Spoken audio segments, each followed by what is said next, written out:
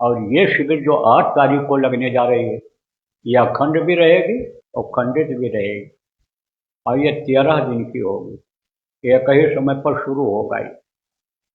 7 बजे का टाइम आप सबको दे दो कि 7 बजे शुरू हो जाए, 7 बजे आ जाए, तो 7 प्रार्थना वगैरह होती है, कुछ सुनाया जाता है, तो 8 के आसपास शुरू हो जाए। और जिस टाइम पर शुरू होगा उसी टाइम पर फिर खत्म कर दिया जाएगा। मैं कहीं से भी शुरू करा सकता हूँ, यहाँ से भी करा सकता हूँ, या कहीं जरूरत पड़ गई संगत के काम के लिए वहाँ चला जाऊँगा तो वहाँ से शुरू करा दूँगा, और ख़त्म भी कहीं से समय परिस्थिति के अनुसार करा दूँगा। लेकिन इसमें सबको बैठना रहेगा। तो जो आप लोग सुन रहे हो, आप लोगों को भी बैठना है, और जो आपके क्षेत्र के नामदानी, जो इन चीज़ों को नहीं सुन पाते हैं, लोग बुला करके ले आए, नामदान सुन लिए, नामदान जानते हैं, कुछ भूल भी गए हैं, अगर 1-2 नाम भी याद हो तो उनको बोला के ले आओ और बैठाओ साधना शिविर में। साधना जब करेंगे और भाव जगेगा, भक्ति जगेगी, वो कर्म जब उनके, आप ये समझो, जो भक्ति वाले कर्म हैं, प्रारब्ध वाले कर्म हैं, वो जब जगेंगे और भजन करेंगे, तब इनके संचित कर्म कट जाएंगे, उससे भजन से कट जाएंगे। जो दुख देते हैं, तकलीफ देते हैं, बीमारी पैदा करते हैं, लड़ाई झगड़ा टेंशन पैदा करते हैं, जो कर्म, वो कट जाएंगे। और इस शरीर से कर्म करना सीख जाएंगे।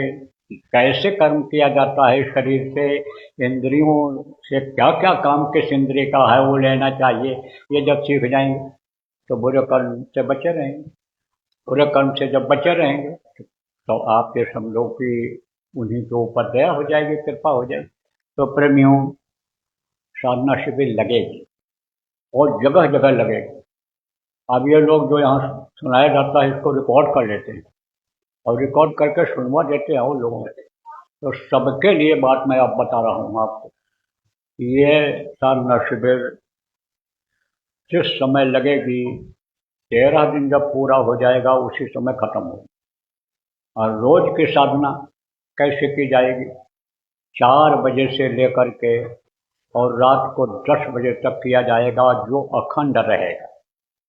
कोई न कोई उस स्थान पर 2-4 आदमी, 6 आदमी बैठे ही रहेंगे। जहाँ जैसे संख्या है उस हिसाब से 100, 200, 500 भी बैठे रह सकते हैं, वहाँ पर यानी बैठे ही रहेंगे।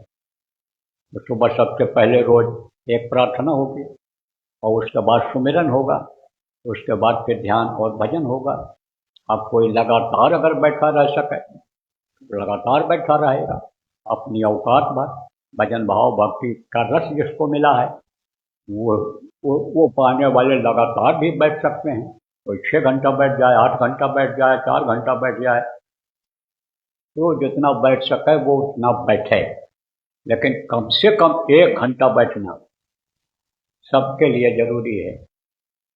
अभी हमारे कुछ लोग ऐसे हैं प्रेमी, जो इन बातों को मीटिंग करके लोगों को बता रहे हैं, समझा रहे हैं, जिला के जिम्मेदारों को कि भाई आप इसी तरह से एक एक कार्यक्रम यानी कहीं निश्चित कर लो, जिले में एक जगह पर करो। तो वो लोग सब सवाल करते हैं, वो सब लोग पूछते हैं। कल सवाल किया एक आदमी ने, इन लोगों ने हमको बताया कि पूछ रहा है कि सुमिरन किए जैसे जैसे पेशाब लग गया तो पेशाब करके आए तो फिर सुमिरन करें कि ध्यान करें कि भजन।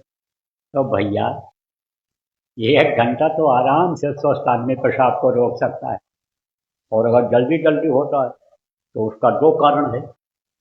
या तो पानी आप ज़्यादा पीते हो, और या तो आप ये समझो पेशाब के मरीज हो, शुगर की बीमारी है आपको, तो उसका आप इलाज करा लो।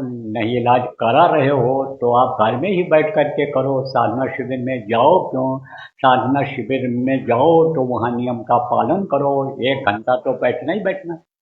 अब घर में भी जहाँ समझो बहुत कम लोग हैं, किसी किसी जगहों पर बहुत कम लोग हैं, तो वहाँ पर तो आप समझो कि अपने अपने घर में कर लो। लेकिन कम से कम 5 घंटा करना है आपको। किसमें? सुबह 4 बजे से लेकर के रात को 10 बजे के बीच में आपको 4 घंटा करना है। कम से कम 5 घंटा, 5 घंटा करना है आपको। 3 बार तो बैठने बैठना है कम से, आप समझो 3 बार कम से कम बैठने बैठना। वैसे तो सब जगह पर लोग हाँ लगा रहे हैं साधना शिविर। कह रहे हैं कि 12 परिवार ही है यहाँ पर। अब कुछ लोग तो कह रहे हैं यहाँ तो केवल 20 ही परिवार हैं, 30 ही 40 लोग होंगे, यहाँ ना लगाओ। पूछ लेते हैं कि यहाँ नहीं लग पाएगा तो उनको कहते हैं हाँ हाँ वहाँ ना लगाओ, तुम घर में कर लेना। तो ये तो बहुत आसान है।